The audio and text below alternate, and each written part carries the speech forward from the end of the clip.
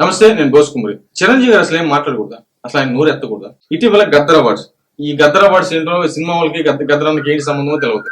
అసలు ఆ పైత్యం ఏందో అర్థం కాదు. మామూలుగా అయితే గద్దరానికి సంబంధించినటువంటి అవార్డులు దేనికైనా ఇవ్వచ్చు, కానీ గద్దరాన్ అవార్డులు తీసి సినిమా వాళ్ళకి ఇచ్చేది ఏందో, ఆ డాన్స్ ఏందో, లేకపోతే ఆ విధానం ఏందో ఏం అర్థం కాదు. ప్రజల కోసం, పీడిత వర్గాల కోసం పోరాడినటువంటి గొప్ప మహానుభావుడికి సంబంధించినటువంటి విధానాన్ని ఈ సినిమా విధానానికి అసలు దానికి, ఆ పేరుకి దానికి ఏమైనా సూటేసి వచ్చిందా? ఏమీ సూట్ అవ్వలేదు. కానీ ఎందుకు పెడుతున్నారో అర్థం కావట్లేదు. సరే, ఎవరి పైత్యం వాళ్ళది, ఎవరి విధానం వాళ్ళది, సరే పెట్టుకున్నారు, ఓకే.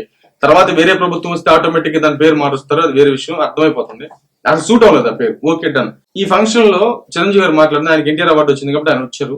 వచ్చిన తర్వాత చిరంజీవి గారు మాట్లాడింది ఏంటంటే, మన పక్క రాష్ట్రం చంద్రబాబు నాయుడు గారు సినిమా ఇండస్ట్రీకి దగ్గరగా ఉన్నటువంటి వ్యక్తి, ఖచ్చితంగా నంది అవార్డులు ఇవ్వాలి మీరు కూడా, ఎందుకంటే ఇక్కడ ఇస్తున్నారు, ప్రోత్సహిస్తున్నారు, ప్రోత్సాహకరంగా ఉంటుంది సినిమా ఇండస్ట్రీకి సంబంధించి ఆయన రిక్వెస్ట్ చేస్తాడు, ఓకే డన్. ఇది దీంట్లో ఏమైనా తప్పే ఉందా? మామూలుగా అయితే చిరంజీవి గారు ఎందుకు మాట్లాడారు అలాగా?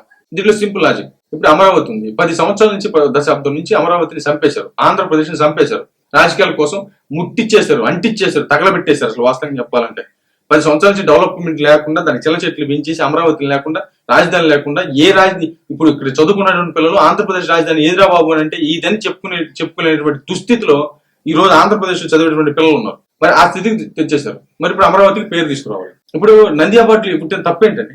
నంది అవార్డులు తీసుకొచ్చి పెడితే అటు బాలీవుడ్ నుంచి, మిగతా వుడ్ల నుంచి పెద్ద పెద్ద యాక్టర్స్ వస్తారు. అక్కడ అమరావతిలో కానీ ఈ ఫంక్షన్ కానీ నిర్వహిస్తే ఎంత పెద్ద పేరు వస్తుందండి అమరావతికి. మరి చిరంజీవి గారు చెప్పిన దాంట్లో తప్పే ఉంది.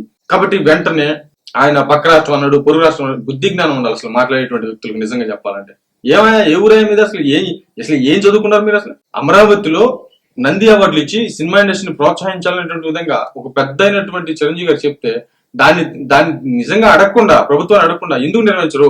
పక్క రాష్ట్రంలో గద్దర్ అవార్డులను పెట్టి ఏది చేస్తే ఇప్పుడు మన ఆంధ్రప్రదేశ్ లో ఎందుకు నిర్వహించరు?